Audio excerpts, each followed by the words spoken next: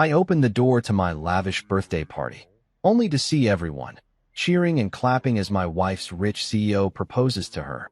Say yes, say yes. Everyone screamed. You need an alpha man, he said. So I walked away, canceled every payment, and pulled out my 90% company share $157 million worth. Minutes later, my phone lit up with 256 missed calls, and someone showed up at my door. You know what they say about turning 40? That it's supposed to be some kind of milestone, a moment where you look back at your life and feel satisfied with what you've built. Well, standing in the Ritzwood Grand Ballroom with its crystal chandeliers dripping like frozen tears and marble floors so polished you could perform surgery on them, I thought I was about to have one of those hallmark moments. The kind where your loving wife surprises you with all your closest friends and business associates. Everyone raises a toast, and you feel like you've actually made it in this dog-eat-dog world we call corporate America. Boy, was I wrong.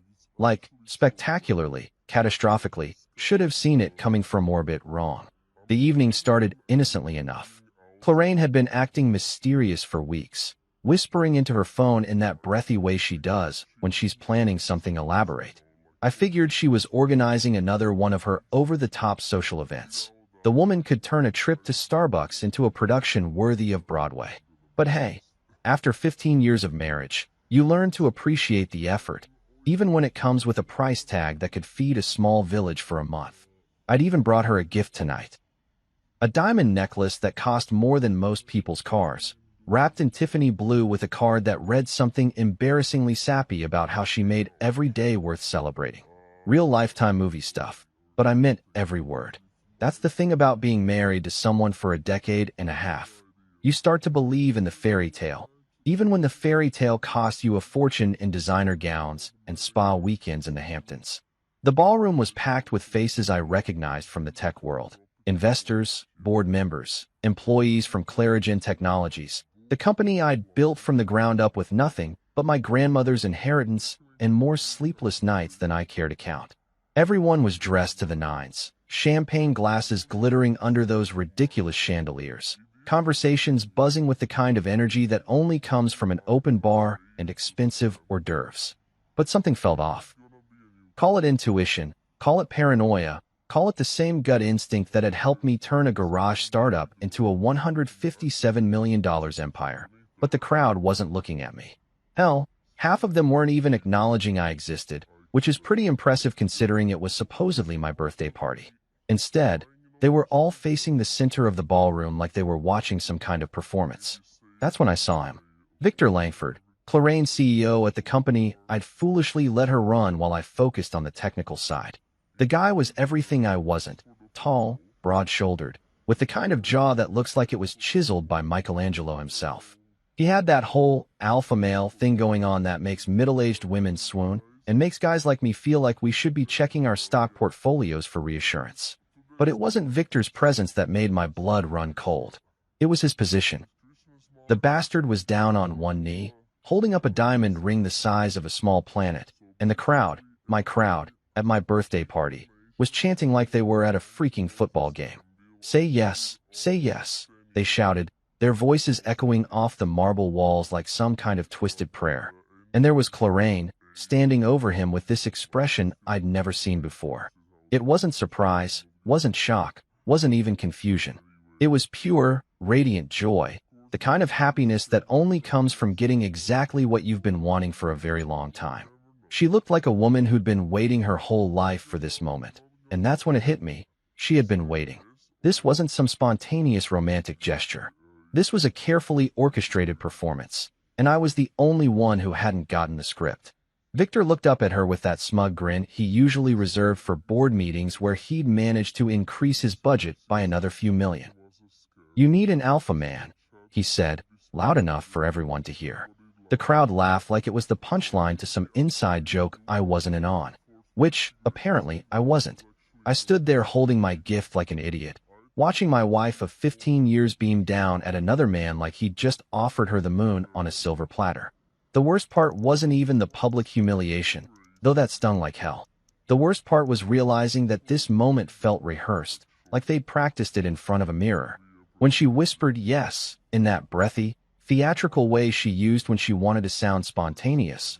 I knew without a doubt that this whole thing had been planned down to the last detail. The crowd erupted in cheers that seemed to go on forever, champagne glasses clinking, camera phones flashing, everyone treating this like it was the social event of the season. Which, I suppose it was. Just not the kind I'd been expecting when I put on my best suit and drove to what I thought was my own birthday celebration. Here's the thing about moments like this. You have two choices. You can make a scene, you can beg and plead and make yourself look even more pathetic than you already do, or you can maintain whatever dignity you have left and walk away with your head held high. I've seen guys in similar situations choose the first option, and it never ends well. They become cautionary tales, memes on social media, the kind of stories people tell at dinner parties when they want to make everyone feel uncomfortable. So I did what I do best in crisis situations. I compartmentalized. I treated it like a hostile takeover, like a board meeting where the numbers don't add up and you need to cut your losses before they get worse. I didn't argue, didn't beg, didn't even raise my voice. I simply turned around and walked out of that ballroom with the same calm composure I'd used leaving any other business meeting that had gone sideways. The valet brought my car around without comment, though I could see the pity in his eyes. Word travels fast in places like this, especially when it involves public humiliation and diamond rings the size of golf balls. I tipped him anyway. No point in taking out my frustration on someone just trying to make a living. But as I sat in my car, watching the Ritzwood Grand's elegant facade in my rearview mirror, something clicked in my brain. It was the same feeling I'd had 20 years ago when I first realized I could turn code into money, when I understood that the right algorithm at the right time could change everything. My mind sharpened, focused, like a lens coming into perfect clarity. This was the moment I stopped financing my own humiliation. I pulled out my phone and logged into Clarigen's financial system, the same system I'd built from scratch and still controlled with my 90% ownership stake. All those years of letting Clarraine play CEO while I handled the real work. All those times I'd signed off on her expenses without question because I trusted her. All of it was about to change.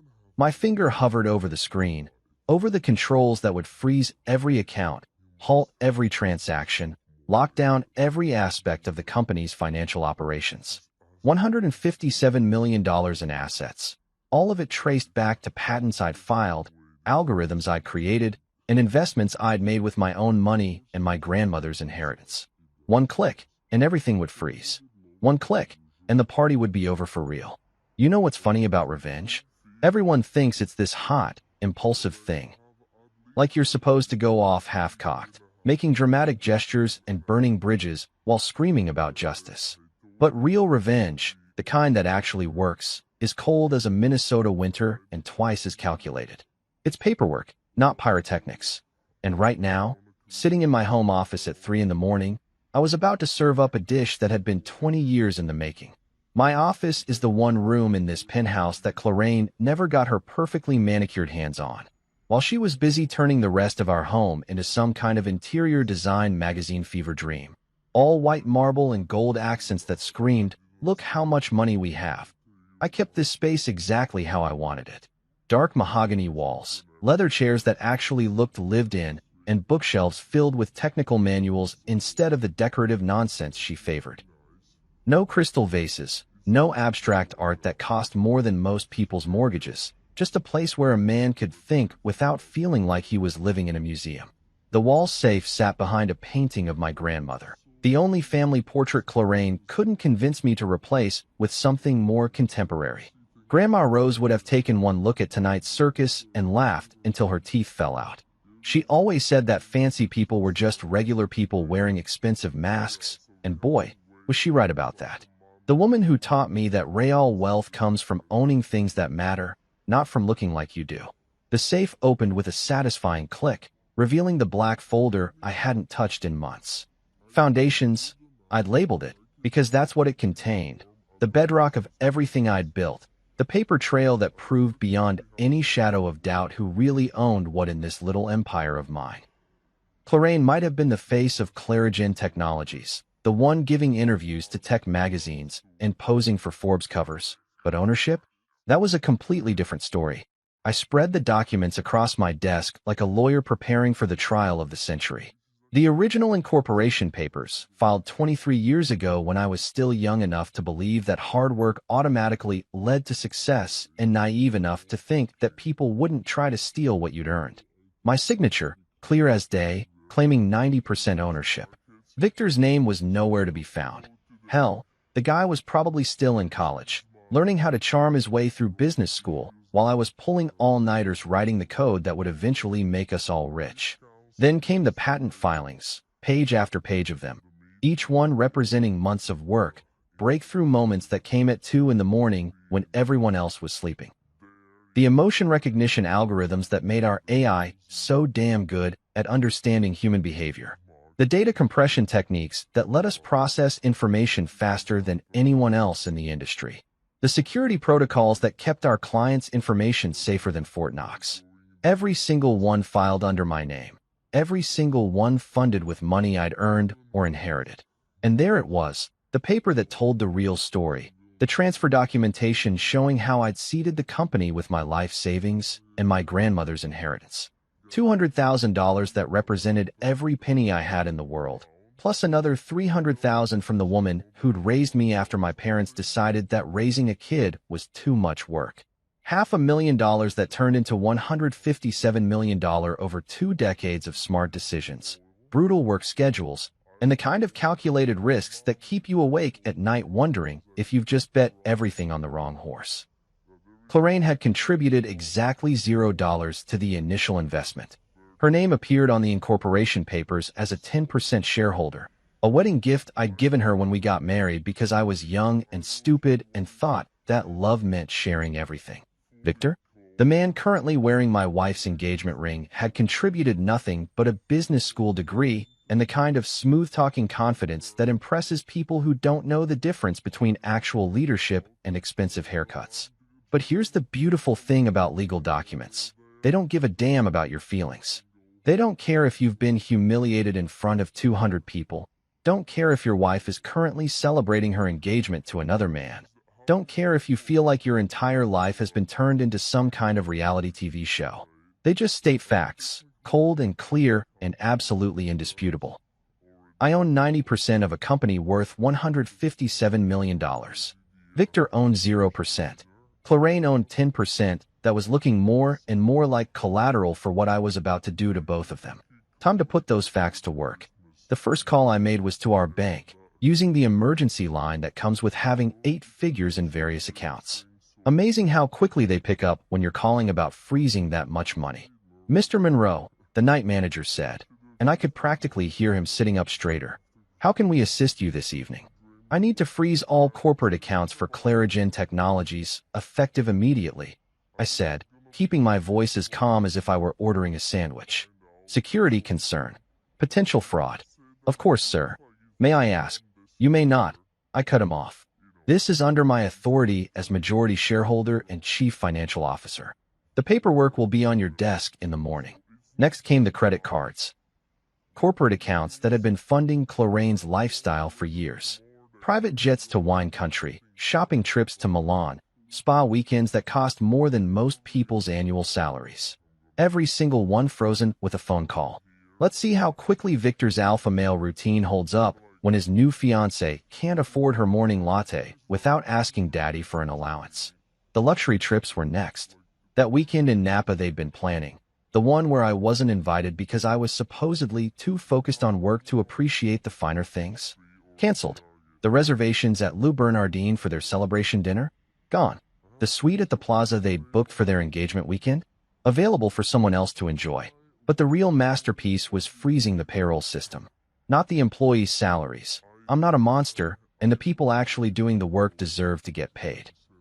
But the executive bonuses, the consulting fees, the mysterious business development expenses that had been bleeding the company dry for months, all of it stopped with the push of a button. I leaned back in my chair and waited. In the corporate world, money is like blood, cut off the flow, and you find out real quick which parts of the body are actually essential and which parts are just along for the ride. Clarraine and Victor were about to discover that they'd been living high on someone else's dime, and that someone had just decided the party was over. My phone lit up first, 256 missed calls in the space of an hour, which had to be some kind of record. Text messages flooded in like water through a broken dam, each one more frantic than the last. But the real confirmation that my message had been received came from the intercom system. Patrick Doyle, the night concierge, sounded like he'd rather be anywhere else on Earth. Mr. Monroe? I apologize for the late hour, but there's a young woman downstairs who says she works for your wife. She seems quite distressed. Says it's urgent. Should I send her up? I smiled for the first time all evening. The messenger had arrived. There's something almost biblical about watching a carefully constructed lie crumble in real time. You know, like those old stories where the mighty fall and the meek inherit the earth.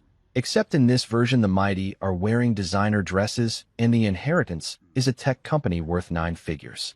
Standing at my penthouse door at 4:15 in the morning, I was about to witness the first act of what I was already thinking of as the Clarain collapse, a financial disaster that would make the Hindenburg look like a successful landing. Elisa Vargas looked like she'd been through a blender set to corporate nightmare. Clarain's assistant. Excuse me, executive coordinator. Because God forbid anyone in that woman's orbit have a job title that didn't sound like it required an MBA, stood in my hallway clutching a coffee cup like it was the last life preserver on the Titanic. Her usually perfect makeup was smudged in ways that suggested either a complete breakdown or a very long night of ugly crying. Possibly both. The poor kid couldn't have been more than 25, fresh out of some overpriced college with dreams of climbing the corporate ladder in her sensible heels and carefully curated young professional wardrobe. Right now, though, she looked like someone had just explained to her that Santa Claus wasn't real, the tooth fairy was a lie, and her boss was about to become unemployed in the most spectacular way possible. Mr. Monroe, she stammered, and I could practically hear her mental script falling apart in real time. I'm so sorry to bother you at this hour, but Mrs. Monroe sent me to discuss what she's calling a technical glitch with the company's financial systems. Technical glitch. That was rich. Like calling the bombing of Pearl Harbor a navigation error, or describing the Titanic as having minor ice-related complications. But I had to admire Clarain's optimism. Even when her entire world was collapsing around her designer shoes, she was still trying to spin it as some kind of innocent mistake that could be fixed with the right combination of charm and denial. Come in, I said, stepping aside to let her into the apartment. Can I get you some coffee? You look like you could use it. Or maybe something stronger. It's been a long night for all of us. Elisa shook her head, but I could see her hands trembling as she clutched that coffee cup. Poor kid probably hadn't slept in 24 hours, running around trying to put out fires that kept multiplying faster than she could handle them. This is what happens when you work for people who build their entire empire on someone else's foundation. Eventually, the owner decides to reclaim his property, and everyone caught in the middle gets crushed. She asked me to tell you that the payroll system has frozen. Elisa continued, reading from what looked like notes scribbled on a napkin. The investor meeting for tomorrow morning had to be canceled because the conference room reservation was declined. Mr. Langford's corporate credit cards are showing as suspended, and the accounts payable system is locked down completely. I nodded thoughtfully, like this was all news to me instead of the carefully orchestrated financial apocalypse I'd been orchestrating from my home office for the past 3 hours. Sounds like a pretty comprehensive technical glitch, I said. Almost like someone with system administrator access decided to shut everything down simultaneously. But that couldn't be right. Something like that would require someone with majority ownership and executive authority. The color drained from Elisa's face as the implications hit her. She might be young, but she wasn't stupid. She'd been working closely enough with Clarain to understand the company's power structure, even if her boss had been pretending it was different than reality. Mrs. Monroe is hoping you might be able to fix the situation, she said carefully, like she was walking through a minefield in high heels. She mentioned that you have some technical expertise in this area. I do indeed, I replied, walking over to my desk and pulling out a manila envelope I'd prepared while waiting for this exact conversation. In fact, I've already diagnosed the problem and prepared a comprehensive solution. Would you like to hear it? Elisa nodded, though she looked like she'd rather be literally anywhere else on the planet. Maybe getting a root canal, or audited by the IRS, or explaining to her parents why she'd chosen to work for people who were about to become the laughingstock of the tech industry. I opened the envelope and pulled out 7 pages of legal documentation that had taken me exactly 43 minutes to draft and would take Clarraine considerably longer to digest. The technical glitch, as your boss calls it, is actually the system working exactly as designed. You see, when someone owns 90% of a company but allows other people to spend money like it's monopoly cash, eventually the owner might decide to reassert control over his assets. I handed her the papers, watching her eyes widen as she scanned the first page. These are my terms for restoring normal operations. 7 simple requirements that address what I've discovered has been some rather creative accounting over the past few years. The terms were beautiful in their simplicity and brutal in their completeness. First, Clarraine resigns from all positions at Clarigen Technologies, effective immediately. Second, Victor Langford is permanently banned from any involvement with the company, its subsidiaries, or its business partners. Third, I resume my rightful position as Chief Executive Officer with complete operational control.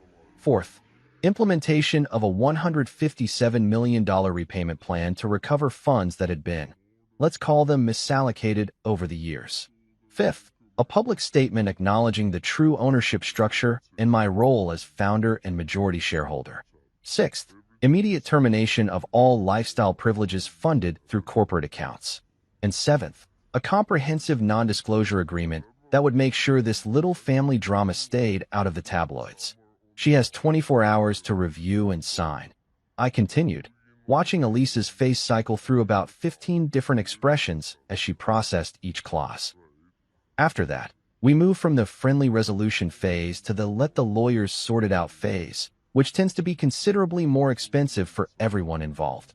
I'd already put my team in motion while waiting for this conversation. A.O. Mensah, my lawyer, had been reviewing corporate bylaws since midnight, building the legal framework for what was about to become the most thorough hostile takeover in recent memory. Except this time, the hostile party was the actual owner.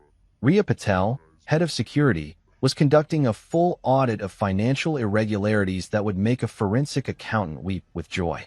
Between the two of them, I had enough ammunition to turn this whole situation into a legal nightmare for anyone stupid enough to fight me. But I was hoping it wouldn't come to that.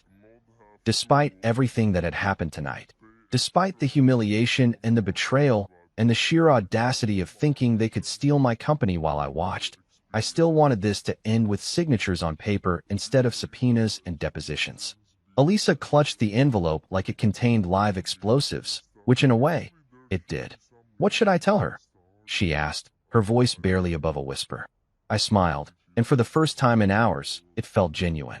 Tell her the system isn't broken, Elisa. Tell her it's working exactly as designed. There's something almost poetic about watching someone's world collapse at the exact moment they thought they were winning. Like watching a house of cards fall in slow motion, each level taking the next one down until nothing's left but scattered pieces and the echo of what used to be impressive. 22 hours after I'd handed Elisa my terms, I was standing at my penthouse door listening to the sound of Clarraine Monroe. Soon-to-be ex-Mrs. Monroe, having what could generously be called a complete mental breakdown. The banging on my door didn't sound like knocking so much as drowning. You know, that desperate, rhythmless pounding that comes from someone who's run out of options and is now operating on pure panic? That was Clarraine at 11:47 p.m., hammering on my door like she was trying to wake the dead or summon the financial gods to reverse the last 24 hours of her life. When I opened the door, I barely recognized the woman standing in my hallway. This wasn't the polished, camera-ready CEO who'd been posing for magazine covers and giving keynote speeches about female leadership in tech. This was someone who looked like she'd been wrestling with reality and losing badly. Her usually perfect hair was a mess, sticking up at angles that suggested she'd been running her hands through it for hours. The designer dress she'd worn to her engagement party was wrinkled and stained with what looked like wine or tears or possibly both. But it was her eyes that really told the story, wild, desperate, the kind of look you see in cornered animals who've just realized the trap has no exit. "You can't destroy us," she said, pushing past me into the apartment without invitation. Her voice had that particular quality that comes from somewhere between rage and complete desperation, like she was trying to sound commanding, but couldn't quite pull it off when her entire world was crumbling around her Louboutin heels. "There is no us," I replied, closing the door with the same calm I'd used to end any other business transaction. "There hasn't been an us for quite some time, apparently. There's me, there's you, and there's the company I built that you've been treating like your personal piggy bank." She whirled around to face me, and for a moment I thought she might actually take a swing. But Clarraine had always been more about psychological warfare than physical confrontation, probably because assault charges would have looked bad in the tech magazines that loved to feature her as a power woman breaking barriers in Silicon Valley. "This whole thing is insane," she continued, starting to pace around my living room like a caged tiger. "You're acting like some kind of a vindictive child having a tantrum because you didn't like my birthday surprise." Birthday surprise. That was what she was calling it now. Like staging a public proposal from another man at what was supposed to be my 40th birthday celebration was some kind of innocent prank instead of the most humiliating betrayal I could imagine. The woman had chutzpah, I'd give her that. "Let me ask you something, Clarraine," I said, settling into my favorite chair and watching her wear a path in my carpet. "At what point during the planning of this birthday surprise did you think I'd find it charming? Was it when you were picking out the venue, knowing I'd be standing there like an idiot while another man proposed to my wife? Or maybe when you were practicing your acceptance speech in the mirror, making sure you looked surprised enough to fool the cameras?" Her pacing stopped for just a moment, and I caught a flash of something that might have been guilt before the desperation took over again. "It wasn't supposed to happen like that," she said, but even she didn't sound convinced. "Victor said it would be a way to show everyone how strong our relationship was. He said you'd understand, that you'd see the humor in it." Victor said. Victor fucking said. The man had convinced my wife that publicly humiliating me would somehow strengthen our marriage, and she'd been dumb enough to believe it. Or maybe she'd wanted to believe it because it gave her permission to do what she'd been wanting to do anyway. "So this was Victor's idea," I said, not really asking. "Let me guess.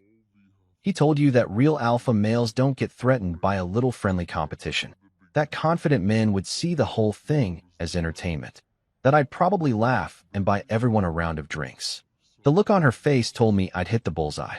The poor woman had been played by a guy who understood exactly which buttons to push, who knew she was just insecure enough about our marriage to believe that public humiliation was some kind of relationship test.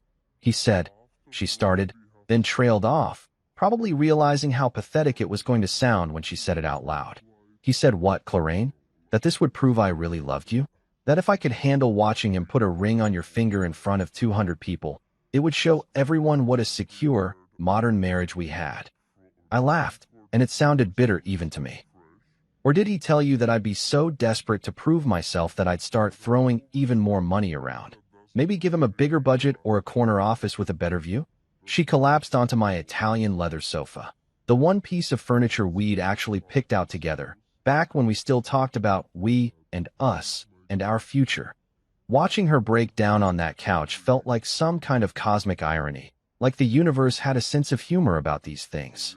The tears started then, not the pretty kind you see in movies, but the ugly, mascara-running kind that comes from genuine despair.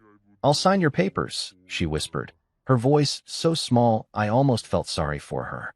"Almost. But you have to understand, this isn't just about me. Victor, the employees, the investors, you're ending my life." "No," I said, and my voice was gentler than I'd expected it to be. "I'm ending the lie you've been living at my expense. There's a difference." I walked over to the window, looking out at the city lights that stretched to the horizon. Somewhere out there, Victor was probably trying to figure out how to explain to his new fiancée that their entire lifestyle had just evaporated overnight. Somewhere else, Elisa was probably updating her resume and wondering how she'd explain her last job to potential employers. "You burned through $157 million of company funds over the past 5 years," I continued, still looking out at the lights. "Money that came from patents I filed, algorithms I wrote, investments I made with my own savings, and my grandmother's inheritance. Now you get to pay it back." "That's impossible," she sobbed. "I don't have that kind of money. Nobody has that kind of money." "Then I guess you'll be making payments for a very long time," I replied. "Consider it a learning experience. A very expensive lesson in the difference between owning something and borrowing it." They say that power is like gravity, invisible until someone falls, and then everyone suddenly remembers how it works. Sitting at the head of the Clarigen Technologies boardroom table at precisely 9 o'clock on a Tuesday morning, I was about to give 12 very expensive suits a crash course in basic physics. The kind of lesson that would be talked about in business schools for years, assuming any of these people still had careers left to talk about it. The boardroom itself was a monument to Cloraine's taste for dramatic excess. Floor-to-ceiling windows overlooking the city, a conference table that could double as a landing strip, and chairs that cost more than most people's cars. Everything designed to intimidate, to make visitors feel small and grateful just to be in the presence of such obvious success. Too bad none of them had bothered to ask who was actually paying for all this theatrical nonsense. The board members filed in like they were attending their own funeral, which in a way, they were. 12 faces that had spent the last few years nodding along to whatever Cloraine suggested, collecting their director fees, and enjoying the catered lunches that came with rubber-stamping decisions they didn't understand. Not one of them had bothered to ask the basic questions you'd think might occur to people supposedly overseeing a $157 million company. Questions like, who actually owns this place? Who filed the patents that generate our revenue? And why does the majority shareholder never seem to be consulted on major decisions? Janet Morrison, our CFO, looked particularly green around the gills. The woman had been signing off on expense reports and budget allocations for 3 years without apparently wondering where the money was coming from or who had the authority to approve spending that would make a Fortune 500 executive blush. Today she was about to discover that her signature had been authorizing the systematic looting of a company she didn't even understand. And then there was Cloraine, sitting at the far end of the table like Marie Antoinette waiting for the guillotine. 24 hours ago, she'd been the golden girl of Silicon Valley, the female CEO who was supposedly breaking glass ceilings and inspiring a generation of women in tech. Now she looked like someone who'd spent the night wrestling with the realization that her entire professional identity had been built on someone else's foundation. She'd tried to salvage some dignity with her appearance. Fresh makeup, professional blazer, hairstyle to within an inch of its life. But there's only so much you can do when you're about to publicly confess that your entire career has been an elaborate fiction. The woman who'd been giving interviews about female entrepreneurship and the importance of women owning their success was about to admit that she'd never owned anything except the 10% equity I'd given her as a wedding gift. Ladies and gentlemen, I began, standing at the head of the table like a prosecutor about to deliver a closing argument. Thank you all for attending this emergency board meeting. I realize some of you are confused about why you're here, so let me clarify the situation with a few simple announcements. The silence in that room was so complete you could have heard a stock price drop. These people were used to Cloraine running meetings with her usual blend of corporate buzzwords and motivational speaking. They weren't prepared for someone who actually understood how the company worked to start explaining things in plain English. First, I continued, effective immediately, Cloraine Monroe is resigning from her position as Chief Executive Officer and from all other positions within this organization. The collective intake of breath was audible.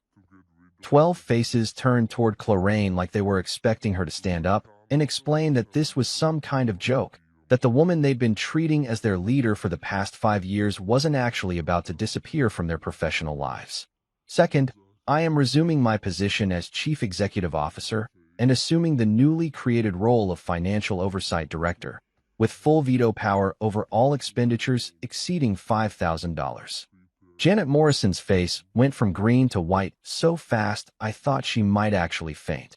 The woman had been approving expenses that would have funded small countries, and she was just now realizing that someone with actual authority might want to review her decision-making process. Third, Victor Langford is hereby permanently banned from any involvement with this company, its subsidiaries, partners, or associated business entities. Any existing contracts, consulting agreements, or business relationships involving Mr. Langford are terminated immediately. That got some murmurs. Half of these people probably didn't even know who Victor was, but the other half had watched him parade around like he owned the place, making decisions and spending money like he had some kind of actual authority instead of just good cheekbones, and an MBA from whatever overpriced business school had taught him to confuse confidence with competence. Now, I said, walking over to the whiteboard that Clarraine usually used for her inspirational corporate messaging. I'm sure some of you are wondering about the authority behind these decisions. Allow me to clarify the actual ownership structure of this company. I started writing numbers, big and clear so even the people in the back could see them.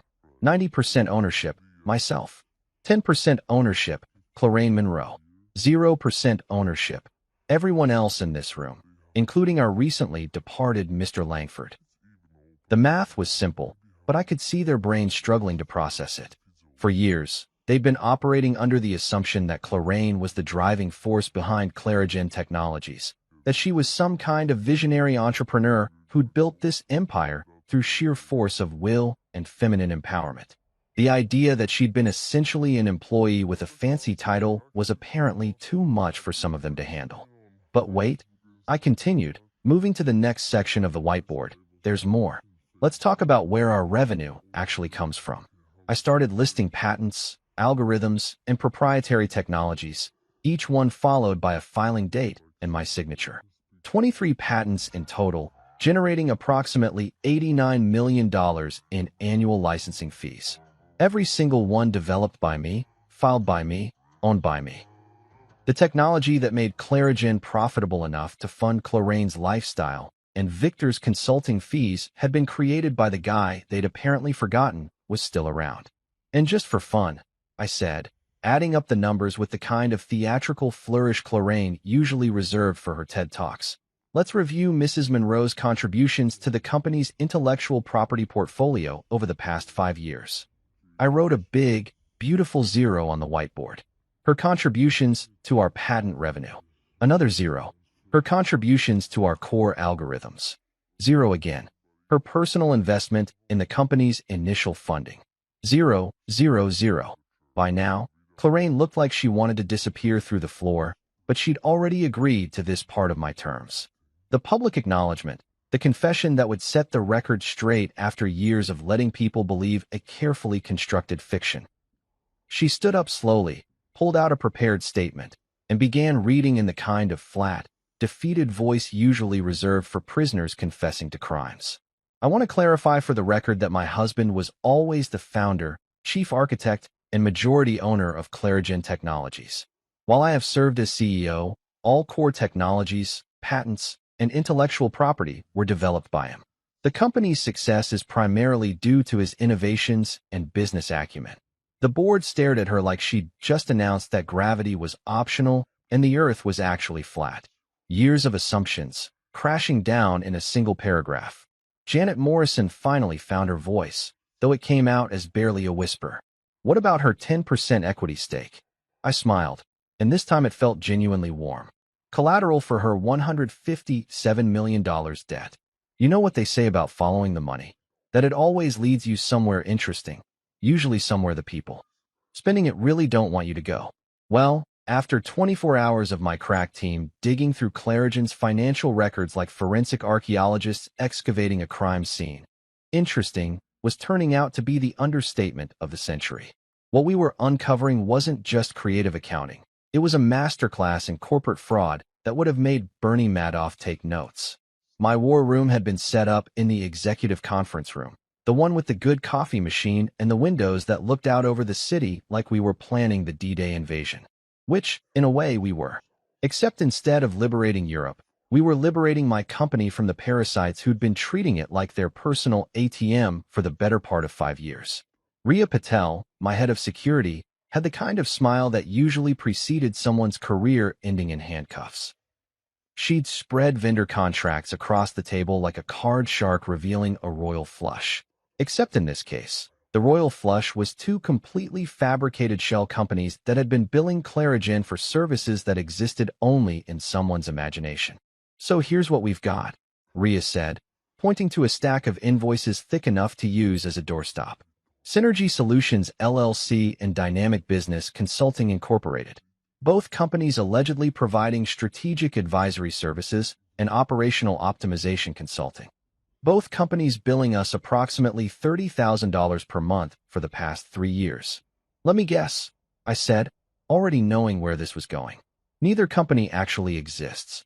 Oh, they exist, Rhea replied, and her grin got even wider. They're both registered to P.O. boxes in Delaware. The incorporation papers list Victor Langford as the sole proprietor of Synergy Solutions. And guess who owns Dynamic Business Consulting? She slid another document across the table, and there it was in black and white. Clarraine Monroe, listed as the founder and CEO of a consulting company that had been billing my actual company for imaginary work. The woman had literally been paying herself a salary to consult for the company she was supposedly already running. It was like finding out your employee had been clocking in twice for the same job, except instead of overtime pay, we were talking about nearly $2 million in fraudulent billing. Anoja Bello, my forensic accountant, looked like a kid on Christmas morning who'd just discovered that Santa had left him a pile of financial irregularities under the tree. The man lived for this kind of detective work, turning corporate malfeasance into spreadsheets and turning spreadsheets into criminal evidence. He'd been hunched over his laptop for 16 hours straight, mapping out what he was calling the most elegant theft I've ever seen. The beauty of their system, Anoja explained, pulling up a flowchart that looked like something from a John Le Carre novel, is that it's technically legal. Barely legal, but legal. They set up legitimate consulting companies, filed the proper paperwork, even paid taxes on the income. The problem is that the services they were billing for were either never performed or were already part of their regular job duties. He clicked through to another screen, showing a timeline that stretched back 48 months. See, Victor would submit a proposal for strategic market analysis through Synergy Solutions. Clarraine would approve it as CEO.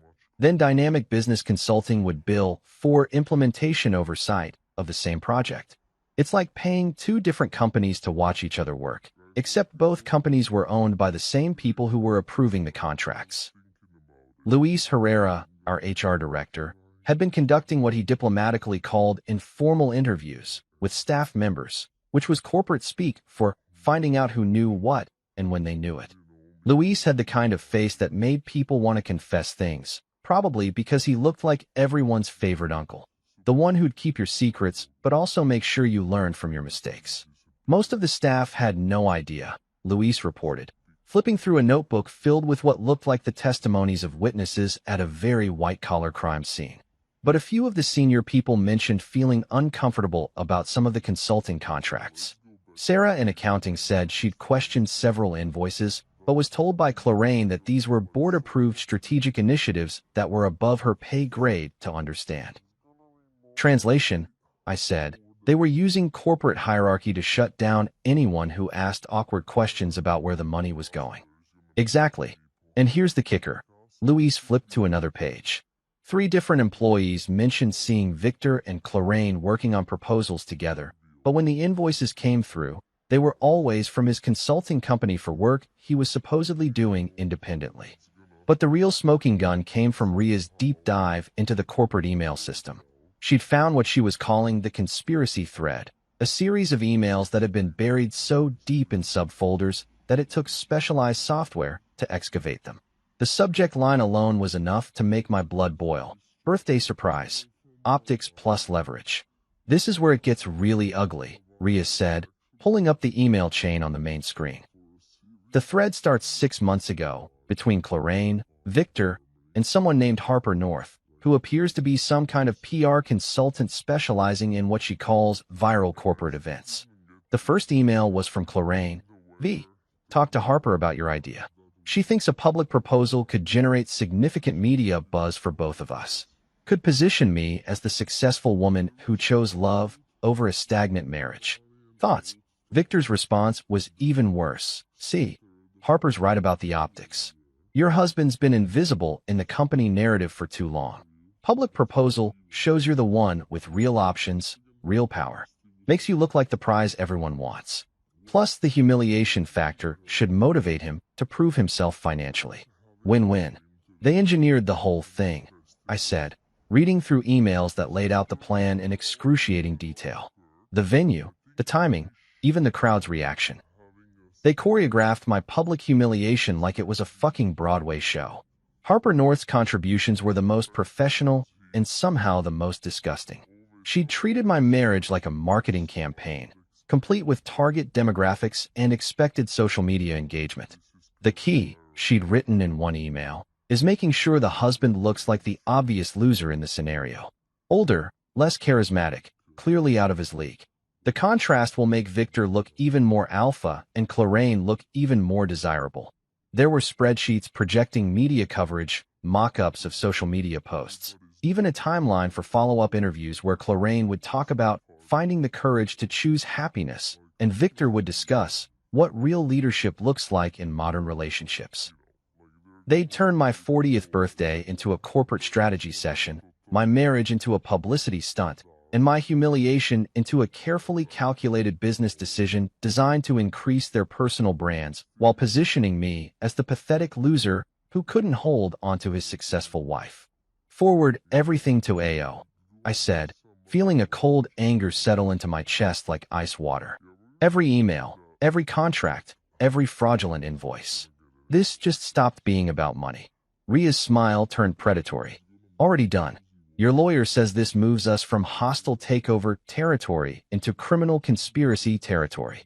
Good, I replied, watching the city lights twinkle outside our windows like stars. Because the war just changed. There's something profoundly therapeutic about writing a check for $20 million when you're feeling like the entire corporate world has been treating you like a chump for the better part of a decade. Not because of the money itself.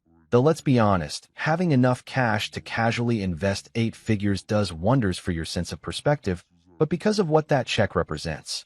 It's proof that while other people were busy playing politics and staging publicity stunts, you were building something real, something valuable enough that you can afford to bet big on the future. Standing in a converted warehouse in Brooklyn that smelled like sawdust and possibility, I was about to do exactly that. Brightlayer AI occupied the kind of space that real entrepreneurs use when they're more interested in changing the world than impressing investors with marble lobbies and Italian leather furniture. Exposed brick walls, concrete floors, mismatched desks that looked like they'd been assembled from whatever was on sale at IKEA, and the kind of nervous energy that only comes from brilliant people working on problems that keep them awake at night. Layla Chun was 27 years old, and had the kind of focused intensity that reminded me of myself 20 years ago, back when I thought the biggest obstacle to success was finding enough hours in the day to write code. She'd built an emotion recognition AI system that could analyze micro-expressions and vocal patterns with an accuracy that made IBM's Watson look like a magic 8-ball. But she'd hit the wall that kills more startups than bad ideas and market crashes combined: training data. The problem isn't the algorithm, she explained, gesturing toward a whiteboard covered in equations that would make a MIT professor weep with joy. We can recognize emotional states with 94% accuracy when we have sufficient training data. But getting that data legally and ethically? That's where everything breaks down. She was pacing around the warehouse like a caged tiger, running her hands through hair that looked like she'd been pulling at it for weeks. The woman had clearly been surviving on coffee and determination for so long that a decent meal and 8 hours of sleep would probably kill her from the shock. Facebook has billions of tagged photos. Google has decades of search data. Amazon has every purchase decision anyone's ever made. But if you're a startup trying to build something that actually helps people instead of manipulating them into buying things they don't need, you're screwed. The data oligopoly makes sure of that. I understood her frustration better than she knew. The same problem had nearly killed Clarigen in its early days, back when I was spending 18-hour days trying to figure out how to compete with companies that had resources I couldn't even dream of. The difference was that I'd eventually found a way around the problem through pure stubborn persistence and more luck than any sane person should count on.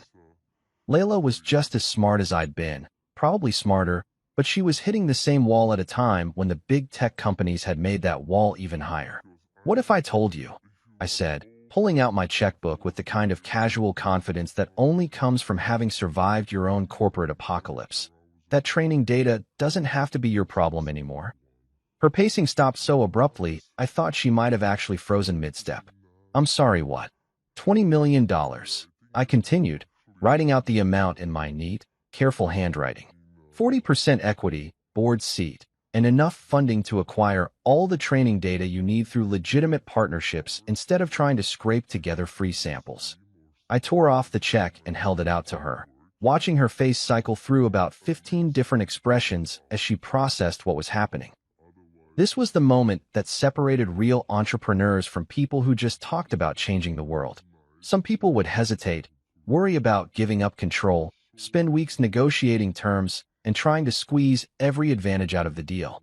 Real entrepreneurs recognize opportunity when it's standing in front of them holding a check.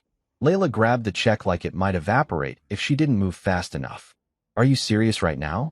Because if this is some kind of joke, it's a really expensive way to mess with someone's head. Dead serious, I replied. I've spent the last week watching a company I built get looted by people who couldn't code their way out of a paper bag if you gave them the source code and a team of consultants. Being around people who actually understand technology, who care more about solving problems than posing for magazine covers. This feels like coming home. And it did. For the first time in years, I was in a room full of people who got excited about algorithms instead of stock options, who measured success in problem-solving rather than press coverage. These were my people, the ones who stayed up until 3 in the morning not because they had to, but because they'd just figured out how to make something work better. Dr. Otis Morgan, the CTO of Brooklyn Methodist Hospital, had been waiting for exactly this kind of breakthrough. Emergency room triage was still largely guesswork disguised as medical expertise, with overworked doctors trying to assess patient urgency based on incomplete information and gut instinct. BrightLayer's emotion recognition AI could analyze facial expressions, vocal stress patterns, and behavioral indicators to help medical staff identify patients who were in serious distress but unable to articulate their symptoms effectively. We're talking about saving lives, Dr. Morgan explained during our impromptu partnership meeting. People have heart attacks and strokes in our waiting room because they don't look sick enough to get immediate attention. Your system could flag those cases before they become tragedies.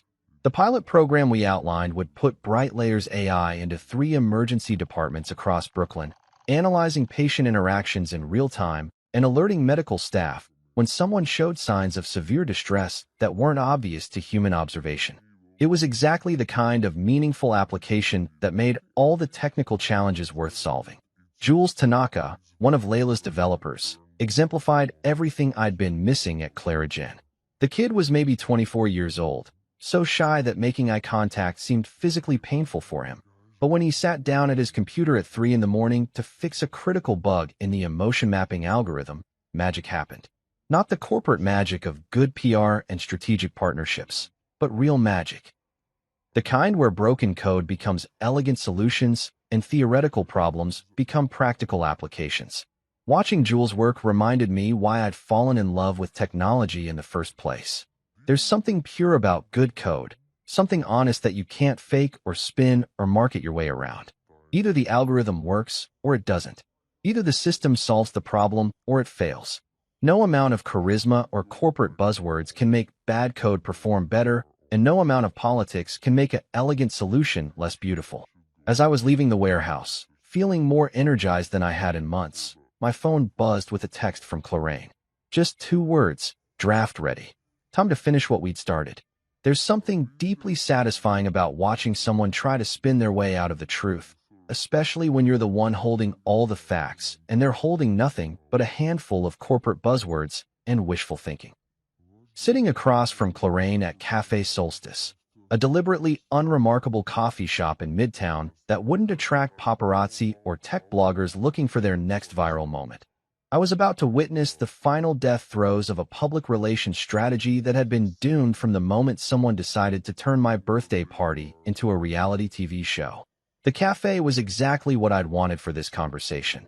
Anonymous, quiet, and completely devoid of the kind of theatrical backdrop that Clarigen usually preferred for her public appearances. No marble countertops, no dramatic lighting, no strategically placed logo displays. Just worn wooden tables, the smell of decent coffee, and the kind of background noise that would make it impossible for anyone to accidentally record our conversation for later use on social media. Clarigen looked like she'd been styling herself for a hostage video. Gone were the power suits and carefully coordinated accessories that had been her trademark during the glory days of playing CEO. Instead, she'd opted for what I could only describe as contrite casual, a simple gray sweater, minimal makeup, and the kind of understated jewelry that was supposed to suggest humility and personal growth. Even her posture was different, less commanding and more apologetic, like she'd been practicing how to look appropriately sorry for cameras that weren't there. She slid a manila folder across the table with the careful precision of someone handling a live grenade. "The draft statement," she said, her voice carrying the flat, defeated tone of someone who'd finally run out of ways to avoid reality. "Harper North worked on the messaging for 3 days. She says this should minimize the damage to both our reputations." Harper North, the PR consultant who'd helped orchestrate my public humiliation, was now trying to manage the fallout from her own brilliant strategy. The woman who'd treated my marriage like a marketing campaign was apparently still on the payroll, still trying to find ways to spin disaster into opportunity. I opened the folder and started reading what could generously be called a masterpiece of corporate non-apology. The statement was everything I'd expected from someone who made a living turning lies into press releases. Carefully worded, strategically vague, and designed to acknowledge wrongdoing without actually admitting to anything that might be useful in a courtroom. "It has come to our attention that there have been some misunderstandings about the ownership and operational structure of Clarigen Technologies," the draft began. Misunderstandings, like the systematic theft of $157 million and the staging of my public humiliation, were just innocent communications failures that could be cleared up with better corporate messaging. While Clarraine Monroe has served effectively as chief executive officer, we want to clarify that the company's technical innovations and founding vision originated primarily with her business partner. Business partner, not husband, not majority owner, not the guy who'd spent 20 years building the company while she spent 20 years spending the profits. The whole thing continued in the same vein for 3 pages, acknowledging facts while avoiding responsibility, confirming details while deflecting blame. It was the kind of statement that would let everyone save face while ensuring that nobody actually learned anything useful from the experience. Corporate PR at its most cynical and least effective. I looked up from the draft to find Clarraine watching me with the desperate hope of someone waiting to hear that their cancer was benign. "What do you think?" she asked, and I could hear years of media training in the way she tried to make the question sound casual instead of life or death important. "I think," I said, pulling out a red pen with the deliberate ceremony of a professor grading a failing exam, "that Harper North doesn't understand the difference between damage control and truth-telling." I started rewriting the statement line by line, crossing out the euphemisms and replacing them with facts. Where the draft said misunderstandings, I wrote deliberate misrepresentation. Where it mentioned business partner, I wrote majority owner and founder. Where Harper had crafted careful non-apologies, I inserted specific admissions of responsibility. "You can't publish that," Clarraine said, watching me turn her PR strategy into something that would actually inform the public instead of confusing them. "It's too harsh. People will think. People will think what exactly?" I interrupted. "That a woman who spent 5 years pretending to have built a company she didn't create, using money she didn't earn, while planning to humiliate her husband for social media content, might not be the inspiring feminist entrepreneur she pretended to be." I kept writing, and with each correction, I watched Clarraine's face go through the same emotional progression I'd seen from her during our midnight conversation. Denial, anger, bargaining, depression, and finally, reluctant acceptance that the truth was going to come out whether she liked it or not. The final version was everything the original wasn't: clear, specific, and honest. It acknowledged my role as founder and majority owner. It admitted that Clarraine's position had been largely ceremonial. It confirmed that all major innovations and patents had been developed by me. Most importantly, it took responsibility for the financial irregularities and public deception without trying to spin them as innocent mistakes. "Sign it," I said, sliding the revised statement back across the table. She read through it twice, wincing at every factual correction, every honest admission, every sentence that would make it impossible for her to continue the fiction she'd been living. But she signed it anyway, because the alternative was watching me release the email evidence and the financial records that would make this public confession look generous by comparison. At exactly 8 means transparency o'clock the next morning, the statement went live on Clarigen's website, my personal LinkedIn profile, and every tech news platform that had ever featured Clarraine as an example of female leadership in Silicon Valley. By 9 o'clock, it was trending on Twitter. By 10, Tech bloggers were calling it the most honest corporate confession they'd ever seen. By noon, major business publications were reaching out for follow-up interviews. The tech press, starved for authenticity in an industry built on hype and performance, embraced the statement like it was water in the desert. Finally, a tech executive who tells the truth, wrote TechCrunch. The real story behind Silicon Valley's golden couple, proclaimed Wired. When transparency actually, headlined Forbes. Cloraine's social media went silent. Victor disappeared from public view entirely. The lifestyle bloggers who'd been covering their engagement as some kind of fairy tale romance quietly deleted their posts and moved on to less controversial topics. But the most satisfying response came from Dr. Morgan at Brooklyn Methodist, who called me personally to say that the statement had convinced his board to fast-track our Bright Layer pilot program. When someone's willing to tell the truth about their failures, he said, it makes me trust them with our successes. That evening, I finally dealt with the birthday gift that had started this whole mess. The diamond necklace, still wrapped in its Tiffany box, went to a scholarship auction in my grandmother's name. Let someone else's love story benefit from the ruins of mine. You know what's funny about downsizing your life? Everyone expects you to feel diminished, like trading a penthouse for a two-bedroom apartment on the Upper West Side should come with some kind of existential crisis and a midlife sports car to compensate. But standing in my new living room with its normal-sized windows and furniture that didn't require a small loan to afford, I felt more like myself than I had in years. Sometimes getting smaller is actually about getting real, and getting real turns out to be a hell of a lot more comfortable than living in a museum dedicated to other people's ideas of success. The apartment was everything the penthouse wasn't: lived in, practical, and completely free of any pretentious bullshit. No marble countertops that cost more than most people's cars. No Italian leather furniture that looked like it belonged in a magazine spread. No crystal chandeliers that required their own insurance policy. Just normal stuff. A couch you could actually sit on without worrying about designer fabric. Windows you could open without triggering some kind of climate control system. And a kitchen where you could make coffee without feeling like you were performing surgery in a sterile operating room. The best part was the silence.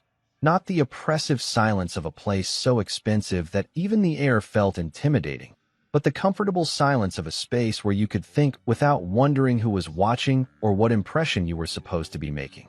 For the first time in a decade, I could walk around my own home without feeling like I was visiting someone else's idea of what my life should look like. 3 days a week, I was teaching at Columbia. Introduction to Algorithmic Thinking and Advanced Data Structures. The university had been thrilled to get someone with my background, especially after the public statement had established my actual credentials instead of letting people assume I was just some kind of silent partner in my wife's success story. There's something deeply satisfying about working with students who are hungry to learn instead of employees who are just trying to figure out how to game the system for their next promotion. My students were the kind of people I'd forgotten existed in the corporate world: brilliant, curious, and more interested in solving interesting problems than in networking their way into corner offices. They asked the kind of questions that reminded me why I'd fallen in love with programming in the first place, back when code was about elegance and efficiency instead of quarterly earnings and market positioning. Professor Monroe, one of them, had asked after class, "How do you know when an algorithm is actually good versus just commercially viable?" It was the kind of question that would never occur to someone like Victor, who measured the value of technology by how much money it could generate in the shortest possible time. But it was exactly the kind of question that mattered if you actually cared about building things that worked instead of things that sold. Brightlayer was thriving in ways that had nothing to do with stock prices or press coverage and everything to do with solving problems that mattered. Dr. Morgan's pilot program had been so successful that 3 more hospitals had signed on, and Jules had developed an enhancement that could predict panic attacks with 87% accuracy, giving emergency room staff crucial early warning when patients were about to have psychological crises that could complicate their medical treatment. Layla had grown into the kind of CEO I'd wanted to be 20 years ago: focused, principled, and completely uninterested in the performative aspects of leadership that had consumed so much of Cloraine's energy. She measured success in lives improved rather than magazine covers, and her team responded with the kind of dedication that only comes from believing in what you're building. The free templates I'd started offering to startup founders were getting more downloads than I'd expected. Turns out there were a lot of people who wanted to build something real, but didn't know how to protect themselves from the kind of corporate parasites that had nearly destroyed everything I'd worked for. Legal frameworks for majority ownership, financial controls to prevent unauthorized spending, and partnership agreements that actually protected the people doing the work. Basic stuff that business schools apparently didn't teach, but that could save entrepreneurs from learning expensive lessons the hard way. Clarraine had relocated to Portland, where she was teaching coding to kids at a nonprofit that specialized in getting underprivileged students interested in technology. The handwritten apology she'd sent me was surprisingly honest, free of the corporate speak and strategic messaging that had characterized our relationship for so many years. I lost myself in the performance, she'd written. I forgot that being successful and looking successful aren't the same thing. I'm sorry for the hurt I caused and the trust one broke. I hope someday you can forgive me, but I understand if you can't. I'd filed the letter away in my desk drawer, not because I was holding on to grudges, but because forgiveness and forgetting aren't the same thing either. The letter represented the end of one chapter and the beginning of whatever came next, but it didn't erase the years of deception or the deliberate cruelty of that birthday party. Some things you move past without moving back to where you started. Victor had discovered that being an alpha male was considerably less impressive when you didn't have someone else's company to run or someone else's money to spend. The investor community had turned on him with the kind of swift, brutal efficiency that Silicon Valley reserved for people who'd been exposed as frauds. His consulting business had collapsed, his social media had gone quiet, and according to the gossip that occasionally filtered back through mutual acquaintances, he was working for a mid-tier marketing firm in New Jersey, spending his days creating PowerPoint presentations for companies that sold accounting software to dental practices. But the most unexpected development was Elisa. Clarraine's former assistant had joined BrightLayer as operations manager, and she turned out to have a natural talent for the kind of detailed project coordination that kept complex technical initiatives on track. Free from the toxic environment of corporate performance art, she'd blossomed into someone who could manage multiple hospital partnerships while keeping a team of brilliant but scattered engineers focused on deliverables and deadlines. "You seem different," Carlos Alvarez, my new building's doorman, had mentioned the previous week. "Lighter somehow. Like you're not carrying around something heavy anymore." He was right, though I wasn't sure I could have explained it to him in a way that would make sense. I'd spent so many years trying to support a life that wasn't really mine, funding a version of success that required constant performance and endless expense. Now I was just living, working on projects that mattered, teaching students who cared about learning, investing in companies that solved real problems instead of creating impressive-looking quarterly reports. The money was still there, more than I could spend in several lifetimes, even after the divorce settlement and the various legal fees that had come with untangling 20 years of financial complications. But it felt different now, like a tool for doing interesting work instead of a scorecard for proving my worth to people whose opinions had never actually mattered. For the first time in years, I was sleeping well. Walking through Clarigen's offices 6 months later was like visiting a museum of my own past life. The champagne fountains were gone, replaced by engineers actually solving problems. The marble lobbies had been converted into collaborative workspaces where people wrote code instead of press releases. The culture charter I'd implemented was printed on simple paper and taped to walls. "We build, or we don't spend. Real work. No stunts." Finally, the numbers told the story better than any corporate narrative ever could. R&D budgets restored to pre-fraud levels.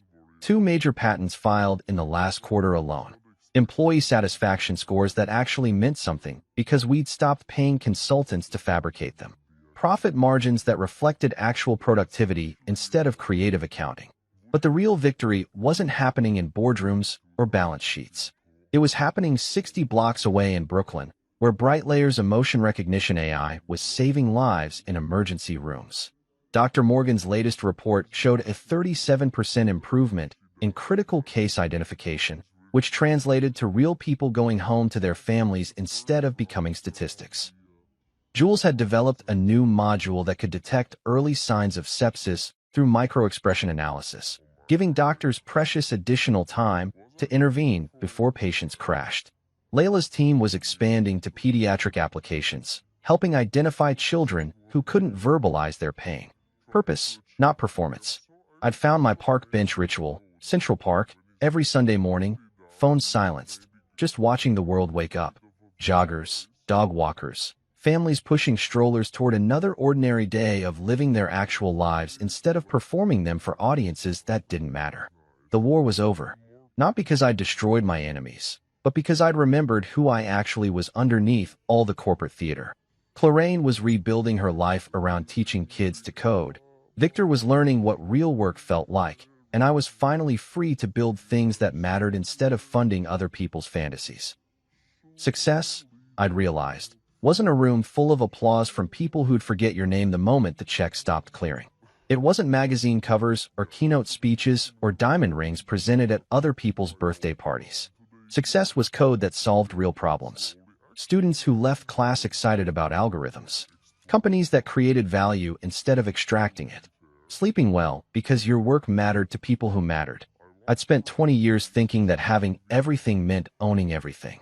But sitting on that bench, watching Central Park fill with people living their authentic, unperformed lives, I understood the difference between winning and being free.